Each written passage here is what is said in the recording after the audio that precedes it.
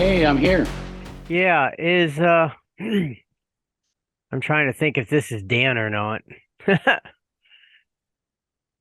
I'm gonna go ahead and admit everybody that's here so far. Maybe Dan will show up. Well, I hope so since he volunteered. I know. That was great that he was there earlier to answer a few of the questions I couldn't answer very It, well. I think it was amazing to have both of you there, and I think it's going to be good to have both of you on this one. Um, Hello, everyone. Whoops.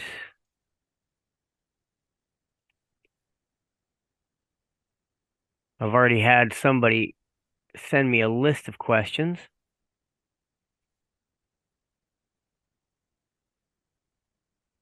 And I'm already brainstorming ideas for future things. We could do something like this every month.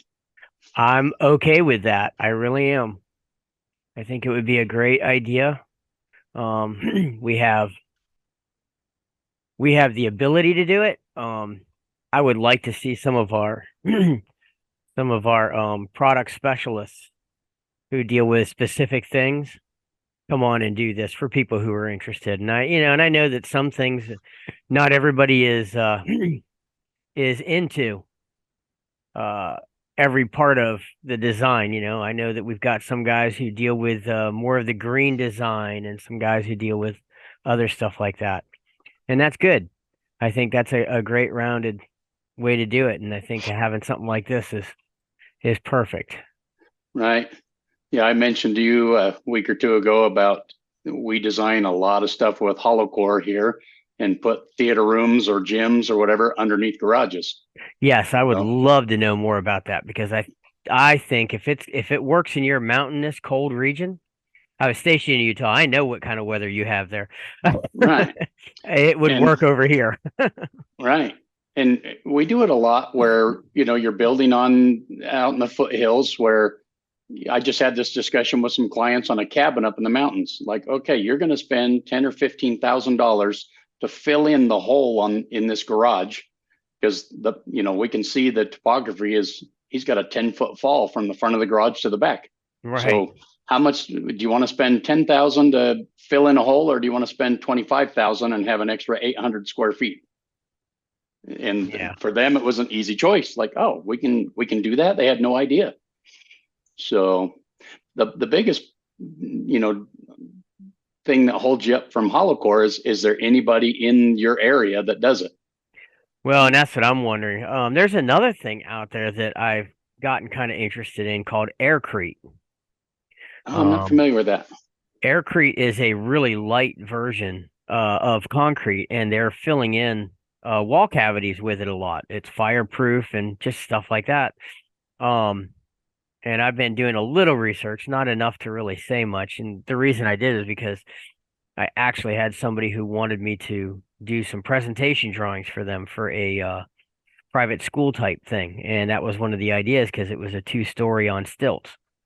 Uh, Right. and I thought, man, that would be lightweight and really help out a lot with the what do you call that? The fireproofing and soundproofing and stuff. I hadn't really gotten much further into it, so I don't know much about it, but man, I see it all the time now, and I'm like, huh, that's Dan's Well, not answering me. I can volunteer Robert to do a session like this Yeah, on ICF. He does nothing but ICF design. He that's doesn't do right. any wood framing, and he's one of the guys around the country that is well known as an ICF designer. So we could have a whole thing Yeah. on that because he and I were just talking between sessions. He's like, I can't design every ICF home in the country, so happy to help other people learn how to do it right. Oh, I So would love to. I've been actually asked about it a couple of times now, before I ever started the group, and I shied away from it because I don't know about the people in this area if they would do it. We have a good old boy network for contractors around here, and sometimes getting them to do anything different can be right, So you know, sometimes with that, Dennis, I've got traveling crews that I know around the country, hmm and so sometimes we'll bring crews in. But you were talking about the aerated concrete. There's some pros and cons to that. So if it's something you want to get into kind of on a side deal, hit me up. Happy to chat with you a little Yeah. bit more on that. I've had a decent experience, and I've had a bunch of not good experiences with it. So, Okay. That makes sense. Um, yeah, I am trying to get things kind of changed in my area on going from traditional stick built because sometimes it's just not the absolute best way to do things. And trying to get a little bit better designs, a little bit better energy. Everybody's screaming about energy, and with the price of all the energy bills going up and everything, everybody wants more and more energy uh savings. So I am really trying to break out in this area and break it up into this area. But it's hard because a lot of people, they buck the system. If it's different, man, I can remember, everybody back in the early 2000s, they were still, hand framing all their roofs. It was all rafters and collar ties, and when the truss companies really started getting big in our area, a lot of the contractors like that will never go. I'll never do that, anything. Now I can't get anybody who knows how to field frame a roof because everybody went to it. So I know it's doable. It's just waiting for them to get into it. Um, but the ICF has been one that I've been extremely interested in, and am looking forward to there's actually. actually a really good manufacturer rep that is not too far from you that I can connect you with. I actually think I've talked to him once. I had a matter of fact, a farmhouse that's on my website that just got built. Originally, we wanted to do ICF. Okay. And it was at the height of the pandemic. They actually came in close, but then we realized that what they were doing, they were paying cash for their house, and they couldn't meet the terms to get things done on time, but they could with the contractor to do stick build. So against my wishes, they went to stick build. Yeah. But that one there almost became an ICF and probably would have been done by now had that been the case. But the uh the homeowner decided to build it himself. Not that that's a bad thing. Oh, wow. And with that, it was pretty good. I mean, he he's done well. I've went over there and actually pulled out my hammer a few times now and helped, so it's been kind of nice. Well, and to that point, tying back into what we're doing today, it is kind of one of my goals is to, and I've been saying this for about 3 years, so hopefully at some point it'll actually happen, as Sam will attest, is to actually create some ICF standard plans because I think Yeah. it's a part of the market that's lacking. I get a Oh, lot there's of Dan. plans from people that they'll buy plans online Mm-hmm. and they hire me to do the ICF conversion. Sure. And that's I think that's an amazing thing for people to be able to do. I'm glad that they're doing that. Yeah. That shows that there's a market for it, and that's helpful. So, all right, everyone. It is 1 p.m. Eastern Standard Time. So right now we have 23 people in. We're going to get started. I want to introduce Dan Sater, who is our host for this afternoon's, for some of you still this morning, but for this afternoon's, oh, look, he went out. That's why he wasn't. Sam and I had a joke about it. He says I look like the new Colonel Sanders Yeah, guy. okay. Oh, I thought you were. No, Dan, you got to see Colonel Sanders when he was a little younger in that show. Okay. I mean, you don't look nearly as old as the 65-year-old Colonel Sanders. Okay, good. Thanks, Sam. So many people are coming in. We had our first event and it was good. For those of you who were on there, thank you for showing up again. For those of you who were not, that video will be available hopefully within the next week. I have to edit it and everything, so give me a little time. It may take a little longer. I am a little busy, so this is a good thing. It's become a passion of Sam's, and then when Dan said that he would host the second part, for people who weren't here, I got super excited because this is just unheard of for people to just out of the blue be an expert and also uh, volunteer to do something like this. So I was very happy to have you do this, Dan. It was a good thing. And then when Sam told me that he learned everything that he knows from you and that you're like the best at Yeah. everything, so much better than him, I said, well, in that case, let's have him on then. And I tried to get you to do the first one, but he was like, no, look, I already volunteered for the first one. So, but no, I'm just joking. He didn't do that. But anyways, Thanks again for putting this together, Dennis. oh, no problem. This is fun. We're gonna probably start in a couple of minutes. Right now, we're letting people in. We got about 30 on. I do have somebody who gave me a list of questions, Mike Maines, which I don't see him on here yet. Maybe I missed him. Maybe he's not able to join. Mike Maines had a list of questions. A lot of oh, Mike, there you are. I'm sorry, I did not see you. I'm glad you're here. Thank you for showing up. Yeah. So he had a list of questions. Several of them were answered in the first. So in an effort not to repeat a lot of stuff, they'll probably get answered again anyways. But I will start with those, the ones that I don't think were answered, and I did have to miss a couple of things for daggone phone calls. But for the most part, we will start with those, and then if you have a question, please put it in the chat, which I see there are already. Audrey has one in there, so we will be getting started in a few minutes. And the reason that I do this kind of a little later than 1 o'clock, giving them 5 minutes, is because I know a lot of people are looking at their clock going, oh crap, I got to shut this down before I get on, and just want to make sure everybody has the opportunity to jump on. And if anybody has anybody have any questions about the group itself, you can go ahead and jump on real quick and shoot while we're waiting. And if I can answer it, I will. And if one of the other experts on here can answer it, they can. So. And if you're not talking, if you could make sure you're muted. Love to see the video of you in your office. I've been looking at everybody's office, wondering what I can steal from mine. Because believe it or not, I'm actually not at the ocean. So as much as I'd love to be. Well, it's good because your background before was outer space. So Yeah. I'm glad to know you weren't there either. I didn't think I had to actually tell anybody that one, but But look, I am in a group of designers. Maybe I should. Maybe I should have said it.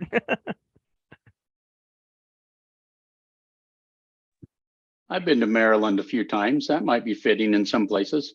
I'm sorry. No, yeah. I'm Yeah, sorry. Ocean City, I know in the summer they put out palm trees just for the summer season to make it feel more tropical there. Yeah, there are a couple places like that. I actually Yeah. designed down in one of my offices is down in Berlin, which is down near there. And I designed a lot of houses down there on the ocean. I'm on hold of trying to get a hold of these guys and see what I can find out. I mean, I'm really hesitant about trying to get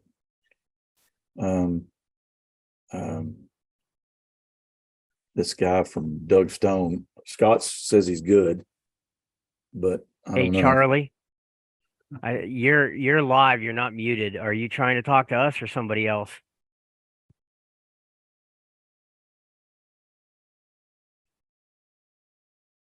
Yeah.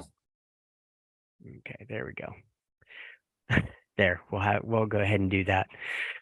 All right, it's 6 minutes after 1. I think we're going to go ahead and start. Dan, I'm going to go ahead and let you introduce yourself and your credentials and why, maybe why we should listen to you, maybe even over Sam. No. So go ahead and take away. Okay.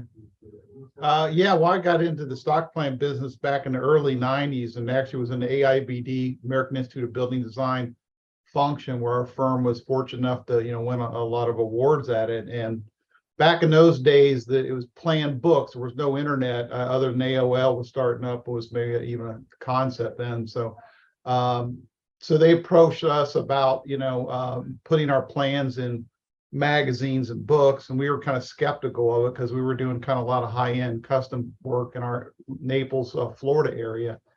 So, but I went to Tucson, where Home Planners was, and they presented the plan and looked at the concept as Sam has discovered of getting residual income for your work. So rather than creating something for one client, you get paid for it. Sometimes you get paid well for it, or gets paid small amounts for a plan that you would sell over and over again. Some of them literally hundreds of times. So it's almost like having a bunch of annuities in the bank, so to speak. They're constantly bringing revenue. They're working for you. Obviously, the initial income, as Sam pointed out in his thing, the initial, you may get $500 or more. But the key is, it keeps making $500 over and over again to where eventually a really good, successful plan could make way more money than a custom design ever could. Still keeps making money. So it's just a nice thing to have, I think, as a design professional. I think for us, it was the attraction to do smaller houses that we didn't usually get to do because of the fees. So that was kind of fun to do that, and also to do different styles.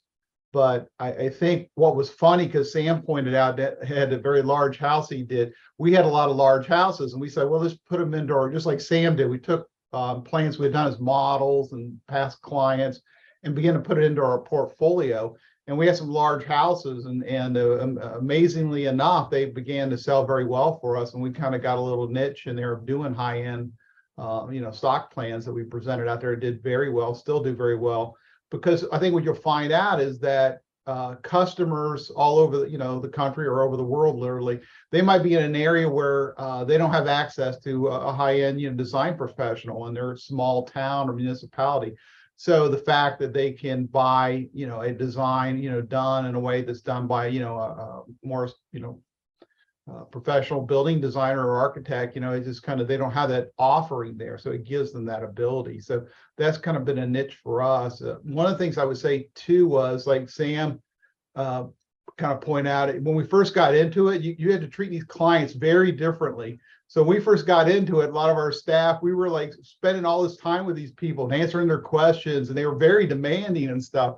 And then it was like, hey guys, we're only getting like $1,000 for this person. You can't treat them like someone's paying you, $20,000 for a set of plans. You can't do that. You had to learn how to treat them differently. So we kind of, at one point, kind of create a separate divisions, within the company to deal with the custom and deal with the stock plan market, because you had to deal with them very differently. So I think it's the biggest learning curve is when you start to get into that, is learning how to guard your availability. Obviously, you want to help them. They're buying a product from you, and you want to help them to, sometimes they have a lot of questions and make that decision. But it's just definitely a learning curve when you guys get into it. I think one of the questions too, I think was let's see, about the typical size. So usually the understanding about stock plan market, as Sam pointed out, is it's really a numbers game. So obviously, it's just kind of like, I hate to say it's like Walmart of architecture, but the more you produce as far as sales, the more revenue you're going to get. So to produce a really good selling plan is very important. As Sam learned, having that, if you get photos of it, you get good piece of rendering, shit it helps computer to sell it. So I think that's really important to understand that the typical, I think the best selling market is around 1,800 to 2,800 square feet is where you're going to see the vast majority of stock plan sales. So it's usually smaller. And so I think the other thing too, you're going to find as you get into this, there's two things that are always going against this. Do you hold true to your style as a design professional and your kind of niche, your special look, or do you, because sometimes you have to steer towards the masses, like, I may do Florida style houses, Mediterranean at one point, contemporary, but the number one selling plans out there are white farmhouses. And a lot of my colleagues are very good at doing those, or they're excellent. And so that's always the thing you deal with. Do you go for stick to your own style where you're focusing what you enjoy doing, or do you design things to cater towards what the market's asking for? So it's kind of that whole consumer mentality versus being a design professional. It's always that kind of a struggle. and you've got to come to terms with that. Great. So I got a let me ask this one from Mike for you. This is going to be a 3-part question. It starts off, do you encourage or discourage modifications? If you encourage, how do you structure the pricing? And if you discourage, what language do you include to allow others to modify your plans without adding liability for you? Those are great questions. We find that probably 75% of our plan purchasers are usually require some kind of modification to it. They're wanting it changed or modified. The biggest thing, as Sam will probably point out as well, is that when we first got into this, these people were looking at these plans and they're $1,000 for a house or $1,500, and then the reason it's so cheap is all you're doing is send them a PDF file. But when they find out that instead that the modification to move a bedroom or do this or that, and it ends up being like 3 times the cost of the plan, they're having a heart attack because they're thinking, well, the plans are only $1,000 or $2,000, so the changes should only cost you a few $100s or something, because they're looking at it in the base of the total plan.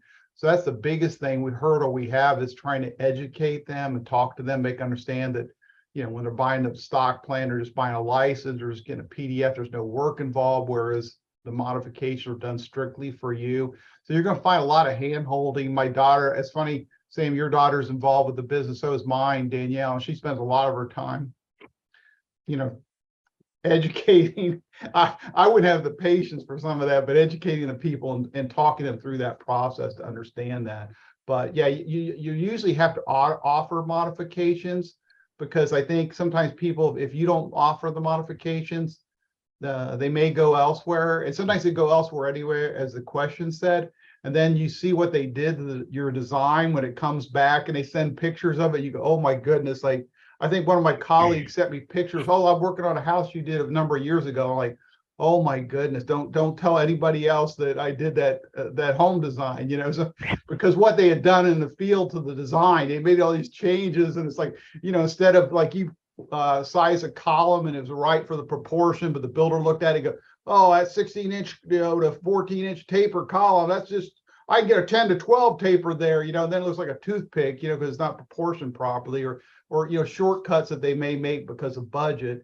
And that's probably the frustrating thing, I think, as a design professional. Can you handle those kind of things? Because they do happen, because you do lose some control. That's why we like to do the modifications, to help control that design process. When we've had clients, we say, no, we're not going to do that. Is this, ethically, well, just from a design standpoint, what you're wanting to do is horrible. It's bad.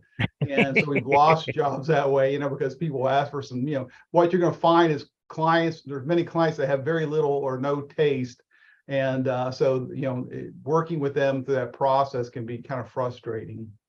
So it's almost identical to doing a custom home for one client. That's true. That's true. So Sam has a question for you. So I don't know. Are you ready to ask Sam, or do you want me to wait? You have to unmute yourself. Yeah, I'm working on it, finding the button. Let's let some other questions come through. Okay. Mine would be a good. Okay. So Audrey had asked this kind of in the other one, and I'm not sure exactly how you would answer this. It says it would be nice to see what a minimum complete set of plans would look like, as there are so many details that could be included. Is there anything that you could just answer to that, what a minimum set of plans may include? Because it seems to me like you wouldn't want to.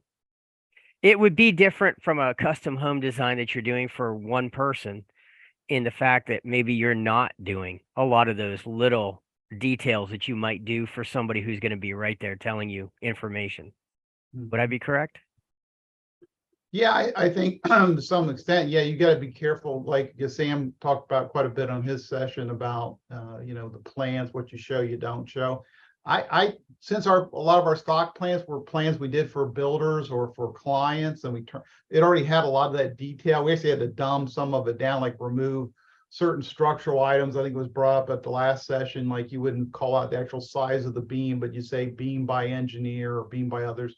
But you give we keep our general layout as far as how to deal with structural load, things like that, as far as the concept, but not the actual sizing of the footings and things like that. Because just like the energy calcs that was talked about before, my structural requirements here in Southwest Florida are going to way different than a house is done in Kentucky or seismic conditions for a house done in California. So there's so many different areas like that. So you do genericize. At our firm, we do our electrical like we would a custom house. We give a lot of thought to that, the lighting plan, and we also do the reflected ceilings because that's part of our thought process. We create the designs of the ceilings as part of what might carry through with the exterior of the house. So we include some of those things. You know, we like to think our plans maybe have a little more detail than maybe some typical ones out there. But I think that's just something each design professional has got to come to terms with, you know, how they want to present their product. There's certainly, you know, minimum standards out there, but whether you want to offer more to set yourself apart in some way, I think, you know, that's up to each design professional. Okay. So I think that's the answer for you, Audrey. If there's no correct set. It depends on who is designing and what's asked for. So that makes a lot more sense. One of the questions that is being asked over and over again in different ways is about your insurance. And Christian even mentioned it wouldn't be E&O, would it? And Mike even asked about what kind you hold. So I know that Sam spoke a little about it and talked about how it was a little bit more difficult to find, and how when he did find it, you know, it wasn't exactly the greatest in the world that price wise. But can you talk a little bit about that on what somebody should be looking for when they're out there looking for the insurance? What questions should they be asking, or statements should they be saying to their insurance carrier about, this is what I want to do, that'll get them into that place quicker? Yeah, that's a good question. It's hard to find, you know, because maybe if you're an architect or engineer that's licensed, you know, it'd be easier. But for design, you know, building designer that's maybe certified or is not licensed, it's hard. That's one of the things. For a while there through AIBD, there was an offering of a firm. I can't remember their name offhand. They're out of Texas somewhere. Actually, some of the Texas TIBD designers, they had this relationship with this firm. So they began to offer that, and we carried it through Lloyd's of London, actually wrote it. It was a type of errors and omission type insurance. You had to document, you know, the number of projects you were doing each year, the top 10 largest ones and the cost value of it, things like that. We carried that for many, many years. And what you can do to control it is to minimize the cost, is to raise your initial deductible. Like say, you know, you probably like a $50,000. I mean, I think why you would want it would be for a major catastrophe for some reason. I think, if you're a licensed professional, you probably have to be a lot more careful about this. But again, as a stock plan designer, as long as you're careful to make sure that you spell out that, you know, it's not engineered, they need to get with a local engineer. We stress that over and over again on our website, on our plans, that, you know, they're not, you know, either there's the concepts there, but there's not the structure there. They have to get with a local structural engineer to size their footings and beams and so forth. So that minimizes that. We just recently, we had it for many, many years, and it got very, very expensive. You know, it was in the, you know, I think around 15 grand for us at one point. So then we looked at it and said, well, that kind of money, if you're smart, you can pocket that money and set it aside into a, you know, reserve. You know, if you can discipline yourself to do that, set that money aside and then just self-insure yourself. Because in reality, what's going to happen is in those kind of situations, it's a matter of attorneys looking for pockets with money. And so your best bet is, I remember my one attorney covered me with a lawsuit early on in my career. He said, well, Sater doesn't have any money, you know, so you go ahead and sue us, but we got no money. So, and they ended up walking away and leaving us alone. So, but because that's what the attorneys are looking to get money. That's what they do. So they want to shake trees with money. So you can protect yourself against that in some ways. I mean, obviously it's a valuable thing to have that insurance, but it's really, when you look at, you're doing a single family house, you know, what are the potential size of that damages can come from you? It's not like you're designing a hotel or a commercial building where you have some kind of, major structural element where a walkway could collapse or those type of things, where you see those happen where people get killed and injured.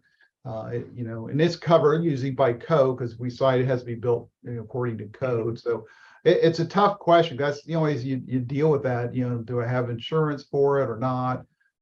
It is expensive if you can find it, but if anybody wants to know, I can look up that insurance company out of Texas and give you their contact. They're still around, and companies probably like a Lloyd's of London or whatever may underwrite that type of policy still. So it's still out there to get, but it is pretty pricey. Great, thank you. Let's see here. So I'm gonna come off of Mike's questions for a second to go to. First, I want to thank Royal Mortier for doing a lot of answering on here. Apparently, he is a publisher himself and can help with some of these questions. So if you're on the chats, go on there and you can talk with him on there as well. Maybe at some point we'll talk with him about coming on and adding some information from his point of view. Christian has asked, is there a U.S. market for stock plans in Spanish? Now, I know from seeing Christian on Entree Architect and stuff that he does a lot dealing with the with Spanish and Spanish stuff like that. So that's a great question, Christian. Thank you. Yeah, I've never experimented doing plans, but I thankfully one of our staff members, speaks Spanish very well. And it's actually we've had a lot of clients calling with questions wanting to buy that really have very broken English and can't speak much English. So in that standpoint, it's been beneficial. I've never seen a request for plans done in Spanish. We've had many requests, so we sell stuff internationally for them to be converted to metric. And we've done many of those type of thing, but not a language I've not experienced. Maybe Sam could speak to that, but I haven't seen it. I responded to that comment. Yeah. And I looked at doing that here locally for my clients because we have so many, so many people in the trades that are Spanish speakers. I reached out to quite a few of the plan reviewers and inspectors in our local ICC chapter, and they recommended against it just because they said, even if you do it in English and Spanish, how does my plan reviewer know that that says the same thing as that? So they said, we love where you're going with this to try and make it easier for the guys out in the field, but that would be, for them, was a plan review nightmare. So they said, I wouldn't do it if I were you. Yeah, I actually have been discouraged of doing it in my area for any plans that I do. And instead, either answering them, which I can't one-on-one because I don't speak Spanish, but we have guys in the office who are bilingual who can. And so a lot of times we will generate small details or stuff like that where they get them, but they're not on the plans. So I could see it working, but the problem is I think Christian, to answer your thing, and the problem is as much of a market there may be for it, you're dealing now with the local authorities on whether or not they're going to allow it, and then having to go past that could be an issue. So, and that's catered to a very small, at least from my experience, of niche market. So you got to be careful. Again, you got to go for the masses. I mean, you can offer certain things that are easy to accommodate, but again, you got to, you're focused on the large numbers, not the small numbers with stock plans. Yeah, especially because at some point, where do you stop? Do you, what about those who speak French better than English and they don't understand the English, or those who speak Cantonese or something like that? Then, well, you offered it in Spanish, why not? And in this day and age, that could be an issue. So might be something to consider as you're considering that concept. Yeah. Vicky is asking a question that's a follow-up to her what the plans look like, and I think it's a great question. Do you include any kind of details at all, like typical framing section or a 2-stud corner or code's typical stairs or a typical stem wall? And I think she's talking about more the, when you send out something for a permit, a lot of times you don't always send the permit ones out with all the details. They might have basic details and details, a building section that this is my typical detail and it has all the information on it. What about those kind of details? Are those something that you add on there or? Yeah, usually the second sheet of, if you guys get a chance, go to our website, saterdesign.com, and there's a thing, what's in a typical set of plans. And so we do have a second sheet that's the typical wall section. So we usually have one through, if there's a 2-story, 1-story, one through the garage. And then there's usually sometimes a second sheet or it's on the same sheet, depending on the size of the house, that'll show things like a typical, how do you frame the corner, framing detail. A little section through a typical stair showing the rise and run, things like that. Certainly stem wall shown in the typical wall section. And then, we show like cuts through windows for window installs. So we do include a lot of, standard details. Somebody also asked a question too about specifications. So we'll have a list actually on our plan. So a bit like some basic specs about concrete strengths and just some very, very basic generic type details. And then we do sell specifications because again, when you're looking at a consumer, how do you get more money? Because you're talking about, if it's $500, like Sam said, for a typical sale, could I pick up another $100 off that customer by offering additional products? So specifications is something we offer. We used to include it in our plans, but then with all the market out there, everybody else wasn't doing it. So we offer as a separate fee for that. But it's a very basic set of specifications. It doesn't get into like what people upset because it doesn't say what kind of toilet it is. It just says that there's so many toilets, or it's very general because I'm not going to specify actual make and style of the toilets or sinks or things like that. It's just help for a builder to get some general pricing because it's dealing with how much lumber, how much concrete, that type of thing mostly. That's a good. I know that I know in my field where I do custom homes, I don't even put specs on the plans unless we've walked through it with the homeowner. The homeowner has to come up and tell us what is it you want on there. I might put something like vinyl siding, or maybe I'll put cement board siding or something like that, but I won't put hardy board siding. This is the color. This is, those are the kind of things I won't do until we have a spec sheet from the homeowner. So I can understand that would be hard to do with stock plans because everybody might want, one person may want to put the Dutch lap siding on there, and another person may say, but I want real cedar, and then another person will say, I want hardy board. So with the multiple kinds of changes that you can make for almost every product in the house, I can see why that would be a no-go until you've talked to the homeowner and done something separate.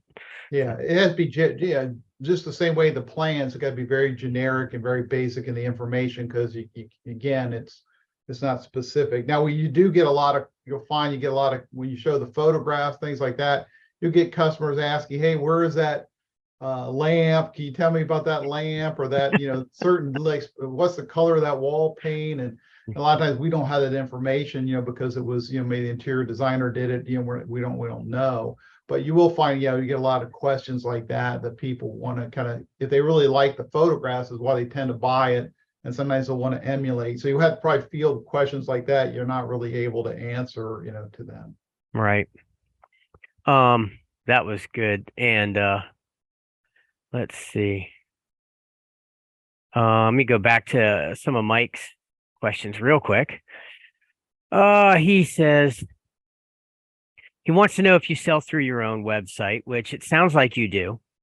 So you don't just sell through what they call plan warehouses or plan sites where you can go on the site and do it. So let me ask a little bit more about on your website, because I have not had a chance to go look, sorry, but on your website. So if somebody wants to go to your website and look for a house plan, is it set up similar to the ones that you would go to, like say homeplans.com or any of those, where you can search by number of bedrooms and this, that, and the other, and all that criteria? Is it set up the same way? Yeah, very much so. So yeah, we use a program currently called Shopify, but you have to customize it. It's got a lot of generic stuff in there. But yeah, we had to add certain scripts and customizations, but you can search by square footage, by usually the top three are depth and width and square footage, that people want to search by. But we've got style searches. You can search by, categorize by style, by number of floors, number of bedrooms, bathrooms. There's a lot and of course, when you add more filters, then you get, sometimes you may get 0 answers because we don't have anything to offer with that specific of a, thing, but you can narrow and search. We got into it early on, and back in the early days when they created the internet. I remember we created our first website, and then we went to a thing that Hanley Wood was, which is now Home Planners. They were launching their e-plans back in the days of the internet, and I remember I worked out with a guy who was working out of doing a startup business, and I kind of partnered with him, and he worked out of his garage and created a website called Dream Plans. And Hanley Wood, they had a big invite all the top designers out to Arizona, and did this presentation on their launch of the e-plans, and they were talking about the 3 main firms they were going after, and one of them was our firm that we had started out of our colleague's garage. So it was easy back then because obviously you could create your own websites and market, and you could create a really strong presence. And so, kind of we were at the right place, the right time to do that. So that's the problem, because when somebody hear 30% or 35% of the sale, it's kind of depressing, because it's your design out there and they're getting the lion's share of the sale. But as Sam points out, there's a lot of expense. Back in the old days, there were basically 3 publishers. So they actually, printed magazines and books is how you would order plans. So there was a lot of expense. I think it was more true back in those days because they had to print and sell magazines and books. And later on, myself and several other prominent designers and architects in the business, we started our own company called Designs Direct Publishing, and we produced our own books and magazines and sold them to retailers. And that's a big expense to do that. But to create a website, it's not quite as expensive. So I would encourage you to do both, because we took a route where we only worked with one third-party publisher up until about a year ago. We worked exclusively with Hanley Wood, our Home Planners, or Laura as it's now called, and had just an exclusive relationship with that. Because that's always back in the old days, they used to share we were part of what's called Blue Ribbon Designer Group, and they'd show our name in the books and promote it like, hey, these are top architects and designers. But then when the internet came along, like, whoa, people, hey, do they have their own website? And they migrate off and they go to their website, and the publisher loses a sale, kind of like the outlet industry for retail. So that's created that kind of problem. And so now they don't want to show the design professional's name out there. They want to keep it hidden, keep it secret. And so I understand the reasoning for it, but it's a frustration as a design professional that you want to get your work out there and be known as not just by design, or, to get your own name and create that kind of brand is really important to do that.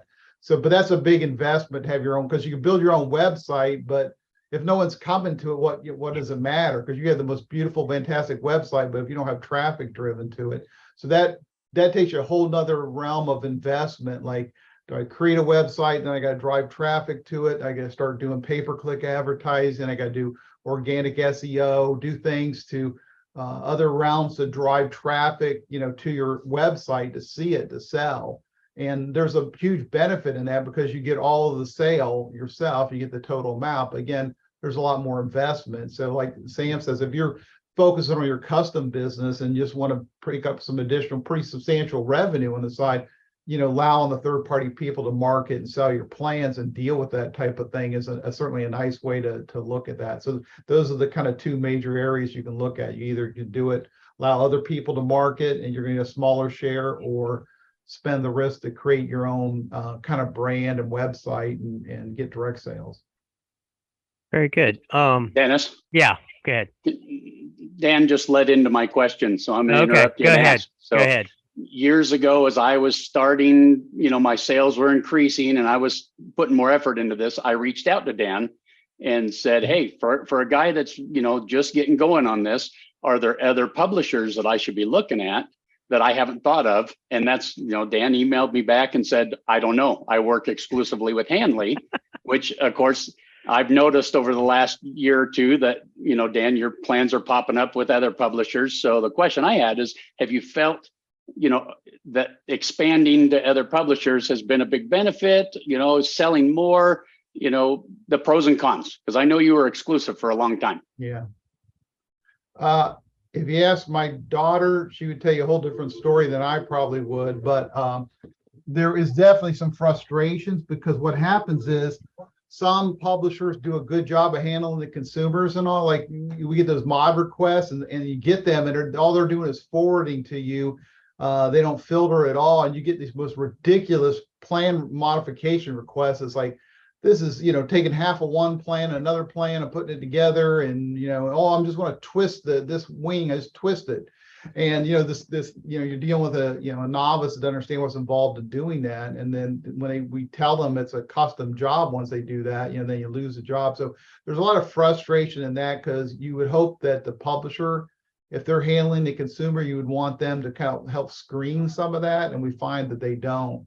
And where we actually stop some of what we have with Handling Wood is we would charge a modification quote fee. So we get some money, like, because we spend time doing that.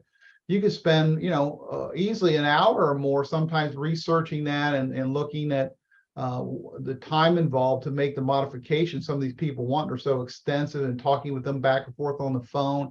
And then to find out, oh, okay, sorry, and you wasted all this time. And so it's very counterproductive, because again, that's that mindset of how you deal with a stock plan purchase, customer versus a true custom. So I think there's pluses and minuses. I think if you're getting into the business, you'd want to get your product.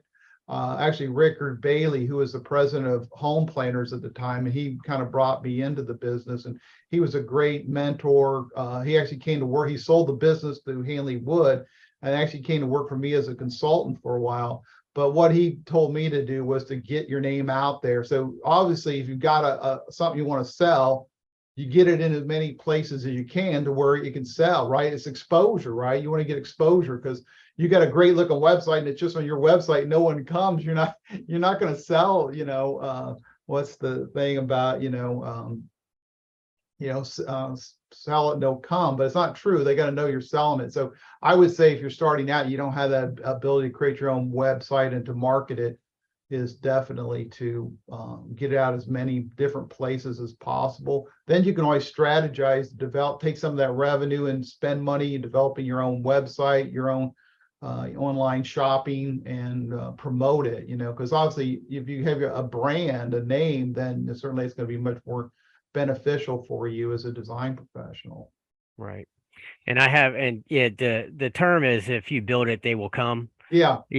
And I see a few people on here who were on the Entree Architect group when they did the building the marketing for an architecture firm, and I was on that, and I see Christians on there, and a couple of others were on it. And one of the things that they talked about was, how you build all this, but if you're not getting it out there in front of people, it doesn't matter. You have to be out there. You have to do things so that people are out there. So one of the things that this all led up into, I had it in my head, now I've lost it again. Hold on a second. So I have several people who, as you're talking about the things that you've done in the past and all the opportunities, I have several people who want a understanding of, how do you get into the business? They want to know, is there any licenses they need, certificates? Are there any special things that they need to start? What is it they need to start? Those kind of questions. If you were talking to a designer who says, man, I just want to make some extra money, how would you tell them to get into it? Well, that's a great question. I think Sam kind of answered some of that too. You have to make, because every time at the AIBD conventions, and people say, hey, I want to sell my plans in stock plans. How do I do that? And I kind of tell them, but then you'd ask them a year later what they do, and they never did do anything to do that. So you do have to make some initial investments, and that you got to, put together the plans in a way that are generic, that are, you can market that way. You got to produce some marketing material, like Sam demonstrated, a sales plan and rendering visual materials like that. So what you got to do is put like a portfolio. Usually the publishers will want to see a portfolio. I don't know. There used to be at least 20 plans. I don't know if it's less than that, but so you got to put together a portfolio, what you think will be your best, selling plans with all your marketing material. And then, begin to present that to different publishers, website publishers to show your mark. And then once they review your plans and accept you, then you certainly do. So it's really very, other than that initial investment of creating those plans or making them ready to sell on a broad, market basis like that and doing the marketing material, there's not a whole lot to do. So it is very easy for almost anyone to get into it. Oh, I lost Dennis. So yeah, I think it's real easy. I don't know if they answered that question or not, but Hey, Dan, I don't know if you wouldn't mind just me chiming in for just a couple of minutes, because we do publishing on behalf of people, on behalf of designers. Royal, yeah. Yeah, so we're a different kind of publisher. So we actually pay the designer 100% of their licensing fee, because we want the continuation services. So we do the building code updating, we do the structural engineering and all of that. So so it's a different kind of aspect that we take, we approach this at. And, I've been in the market, I've been in the industry a long time. My grandpa was an engineer that specialized in home builders, and been exposed to Dan stuff for a long time. I grew up with Rick McAlexander's kids, who owns Associated Designs out of Oregon. He was one of the guys that was doing it in the 70s, sending out the books. So been around this for a while. And so this is what we do. But in meeting with Hanley Wood and meeting with the other plan providers, the publishers, Hanley Wood is definitely the big guy on the block, or whatever their conglomerate is called now. But it's the Pareto principle. So 20% of their plans account for about 80% of their sales. And, it's the same thing with we work with a lot of developers, large volume builders. It's the same thing. 20% of their base plans and their base plan library account for about 80% of their sales. And, and then the other thing is just getting a niche. Dan has a niche. Sam has some things that are very, I would say, niche worthy in some of his bigger homes. And then he's got a great thing that he's doing with really, really high res renderings. And those are great. Nir Perlson is another one that we do work with. And Nir Perlson has a specific niche as a licensed architect. It's getting that niche and then getting exposure in that niche. There's almost, Dan, you see Dan published in other places, with certain things with his designs. You're going to see Nir published in certain places because of his designs, and that all is traffic back to them. And whether you have a website or on the publisher website, I'll tell you, just for us to get our website off the ground and then our processes for the sales portion, all of that stuff, it's taken years to do.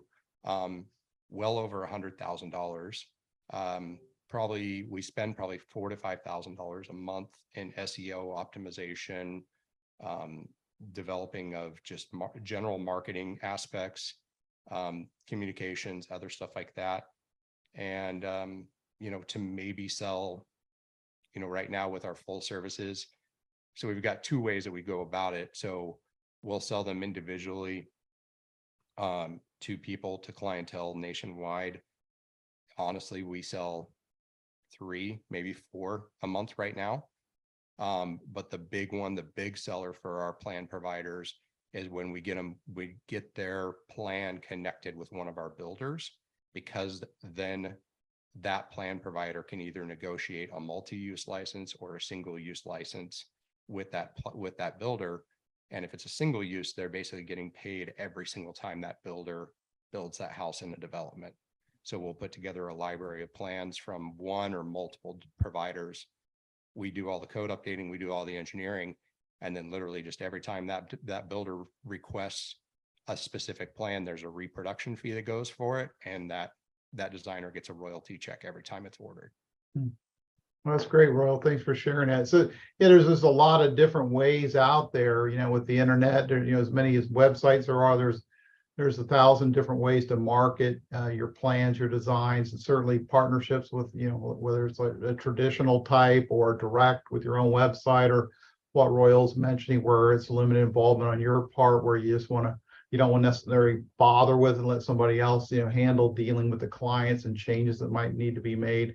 And that's just the beauty of this, industry, so you can really kind of chart your own destiny and how you want to do it, and so again, there's just somebody asked if are most publishers honest. That's a thing. It's always a concern about selling your plans without telling you. So that's something we've always done our own processing. So we've always done the fulfillment of orders. So they would get the order and send it to us. There were some plan publishers out there, one that doesn't exist anymore. And they were trying to do that where they would handle everything and just tell you what they sold, and you just got to take their word for it. And that's kind of, I'm not a fan of that, so, but I think most of them out there are, so I think for the most part, are certainly honest. They're just trying to make a buck like all of us are, Right. So, thank you, Royal, for jumping on like that. I had to take a phone call, so apparently work still happens and people still call, even if I'm doing this. So,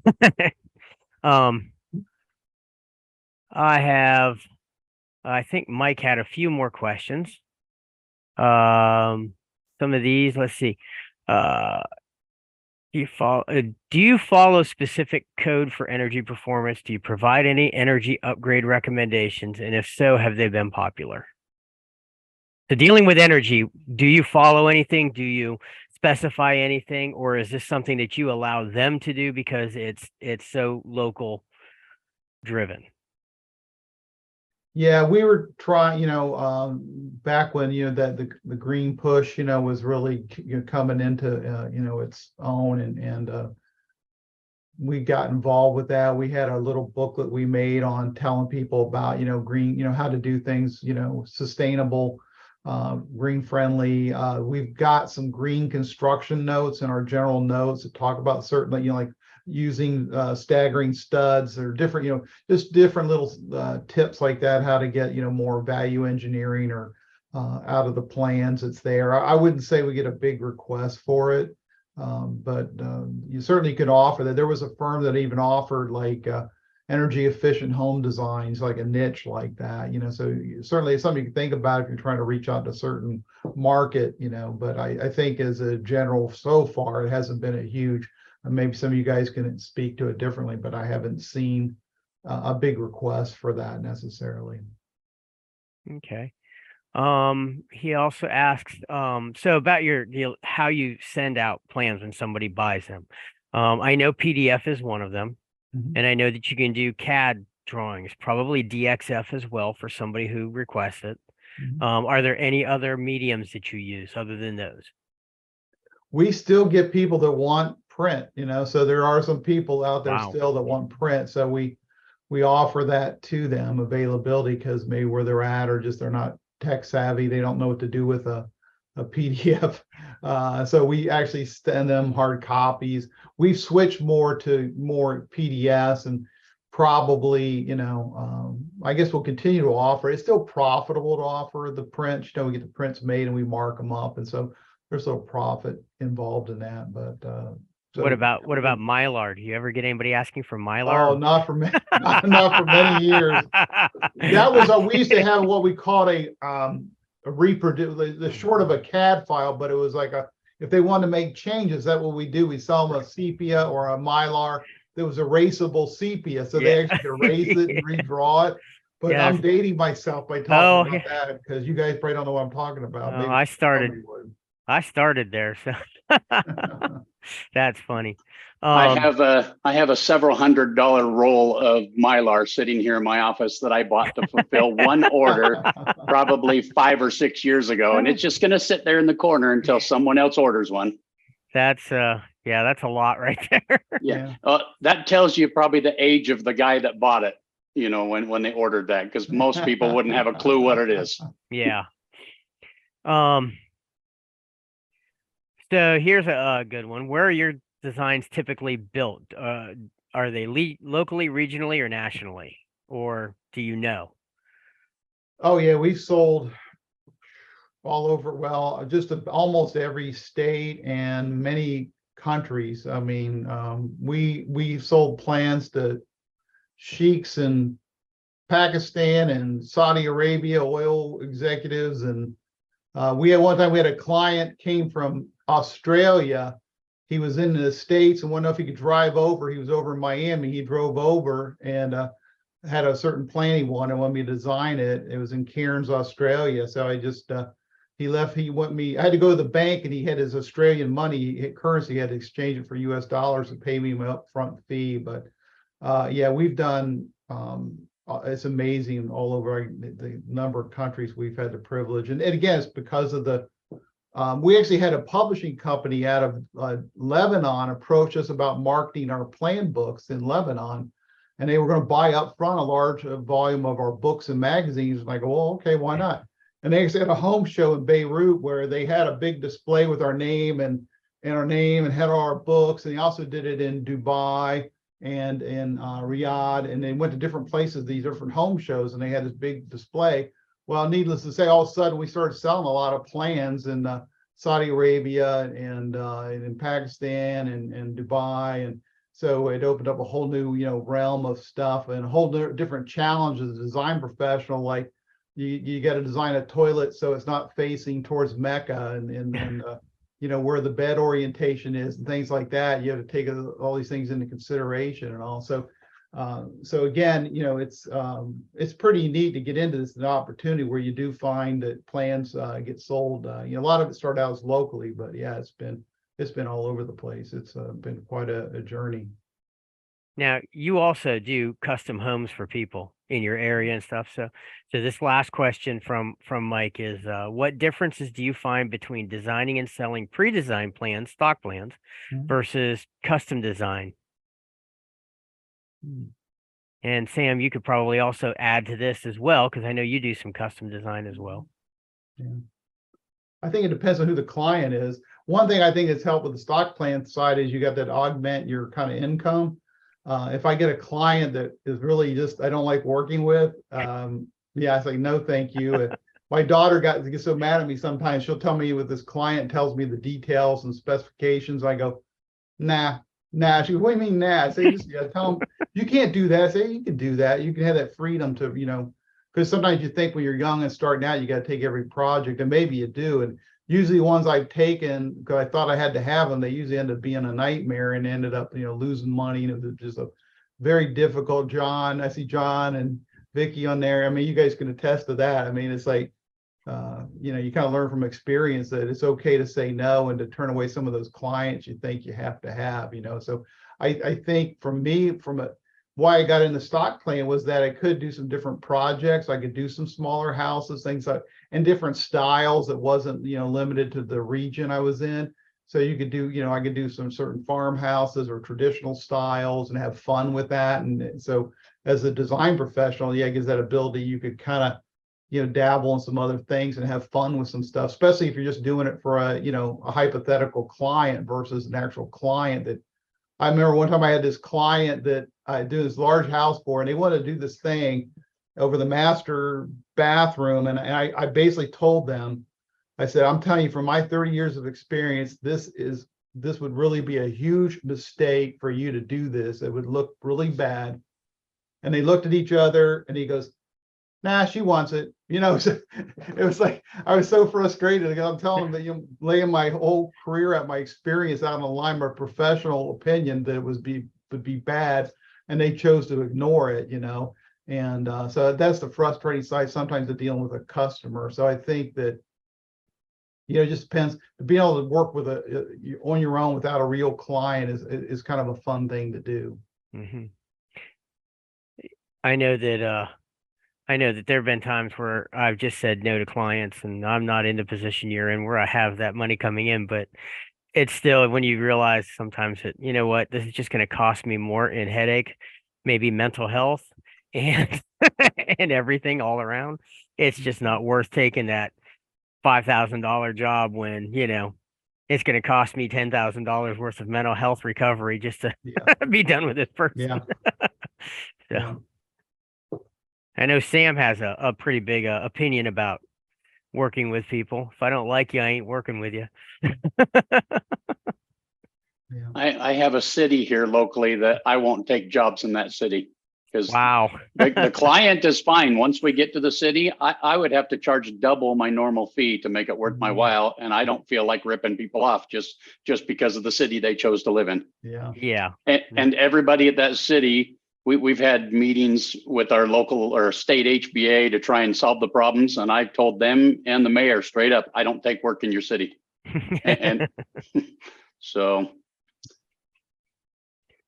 All right, so looks like we are at the end of our questions. If anybody has anything else, type it in there real quick and I'll get to it. Otherwise, I think we're Hey, going to Joe. Hey, Robert, Vicky, John. I saw Caroline still on there. A lot of friends and colleagues from AIBD. It's great to see a lot of you guys. Yeah, I Great have to to- see you guys. I have to say it's nice to be able to see a lot of the faces to the people who post a lot in the group. For those of you who are on here just for the event who don't tend to post a lot on the group, I want to invite you and please ask you to post more. It's been a great group, and as most who are on here can attest, we have a lot of resources, and I've been working very hard to try to put things together to make it so that it's a profitable for you group. Something that you can go on and look through the guides and say, hey, this is going to help me, or hey, I have a question. I wonder if it's in the guides. And if it's not in the guides, ask a question. I don't think I've seen one question. I don't think I've seen one question not get answered on the group. Okay. Dennis, if I could ask one out loud. Go ahead. Yep. I'm sorry to peep in like this, but Yeah. Without getting my pencil dull and trying to figure out all the numbers here, what is the likelihood, or are we close to possibly trademarking or not trademarking, copywriting every possible layout? I mean, I'm sure between the, what is this, 16 of us that are on this video call here, like we've come across the same plans. We've probably drawn the same damn plan in parallel. So how do you avoid that? I mean, you've gone down this rabbit hole, you got this great idea, and then you go to copyright it, you're like, you know, what do I do? Yeah, that's a good question, Joe. Yeah, because yeah, that's when I have had copyright lawsuits. That's usually the number one defense. There's nothing really new that's been done so many times, you know.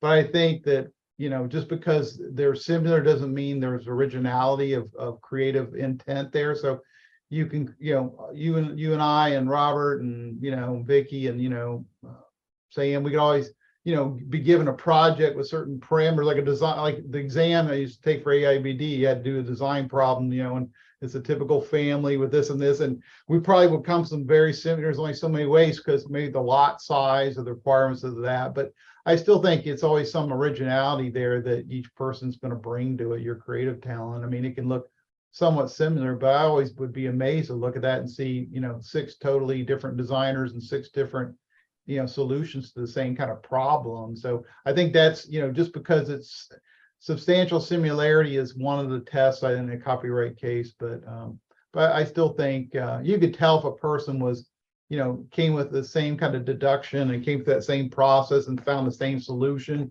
But, you know, usually there's telltale signs using a copyright case, like there's some real, you know, some of the stuff like identical kind of a thing, you know, where you almost lay it on top of there, you know. So Yeah, I don't know. That's a tough thing. It's enforcing different, copyrights but- got harder and harder all the time, as you know.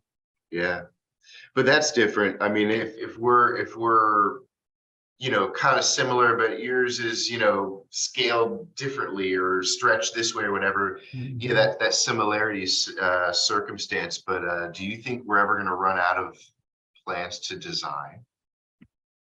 Out of what to design?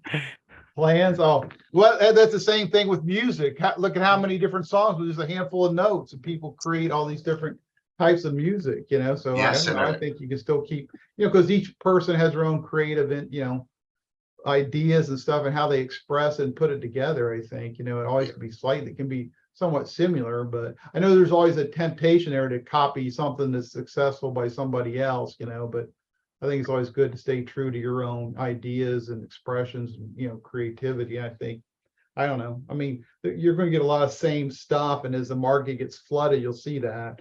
But I don't know. Who knows? Good question, Thanks, though. Dan. Yeah, that was a great question. I I also think, go ahead. I think that that's easier to have different, more unique stuff, the bigger it gets. Because how many different ways can you design a Right. 3-bedroom, 2-bath, 2-car garage with 1,500 square Right. feet? Mhm.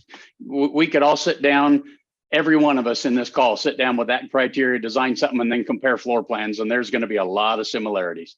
But when you have 7,000 square feet, oh yeah, I can make everything totally different now. Yeah, true.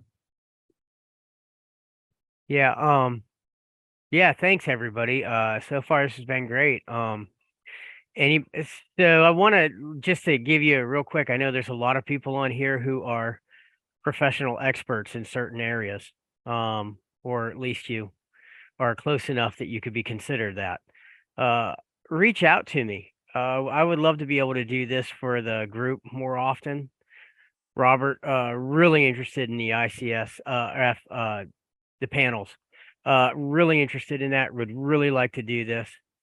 Mike, I know that you do a lot with energy stuff. I know that you have your own grid there, but if you'd be willing to do something like this, I'd really love to be able to do this. So, you guys have some expertise in things. You guys are great in some things, and if you would be willing to share that with the rest of the group, I'll be willing to keep the Zoom going, and keep my paid subscription instead of going back to the free one so that we can bring in at least 100 people. And I'll just keep it because I think it's worth it. I think it's worth it for our profession to have this kind of stuff where we don't tend to have it as often. And John Fott, yes, you can do a whole session on cigars. Nah, yeah. Yeah, I saw John there's puffing on a cigar there. Yeah. And who was that? Oh, that was Sam that said that. Oh, Sam did. It's not Okay. necessarily pertains to this group and this discussion, these type of discussions. It's one of my passions. It's one of the things I enjoy. Yeah, it's good seeing you on here, John. Yeah. Look forward to hopefully seeing many of you at the AIBD convention this summer in Nashville too. So, Yeah, Wayne, Lyle and I'll be there. And John Okay. knows I hate his cigars. Me too, Vicky, me too. I will keep my distance. I promise. I have to say, so I was not able to go to the big show in Vegas this year. I am hoping to go to the one in Florida next year. Hopefully I can meet a lot of you. It would be wonderful to be able to meet a lot of the people that are in the group and be able to say hi and share stories. I look forward to talking with you guys more on the group. And as far as I can tell, we're pretty much out of questions, and IBS is in Vegas again next year and forever. Probably. I Oh, think that there's sucks. one more. I think they owe Orlando one more trip, but I think after that, then it's done. Okay. is what I Well, I'm heard. hoping so because I really want to go to the one in Orlando. I'm not a Vegas fan, and it's quite a bit farther for me than Orlando. I've been wanting to go for the last 15 years and have never been able to make it. So Oh, now you gotta go I'm in at a least different once. place. Yeah, I'm in a different place now, so I would like to go. I got to It's jump worth off. it. Dennis, let me know on the ICF thing. Dan, thank you for your Yep. time. Yeah, thank you, Same as Robert. you, Good Sam. seeing you. Thank you you guys. very much Thanks, for showing everyone. up. Go ahead, Dan. And if anybody wants any questions, dan.sater@satergroup.com. Feel free to shoot me an email if you want to ask something or ideas. Well, I'll share it for what it's worth. It's free advice, so that's all it's worth, right? Well, it's better than none whatsoever. So I am going to get ready to close. We're at the end. So if everybody could start getting off and saying goodbye, that would be great. And then Dan, if you could be the last one, and then I'll go ahead and Okay. end it. Video will be available hopefully within the next week or so.